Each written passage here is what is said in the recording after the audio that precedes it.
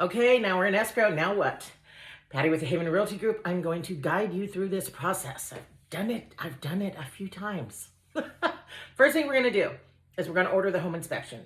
You don't have to, but I highly, highly, highly recommend that you do. So it's helpful to have somebody shadow the inspector just to get another layer of information. You're going to get a very detailed report with pictures, and the inspector is going to note what is health and safety, and we are going to go through the report and note what is health and safety, because those are typically the items that we ask for on the request for repairs. The other thing we're going to do is we're going to order a termite inspection. Almost every house in California has some termite work that it needs done.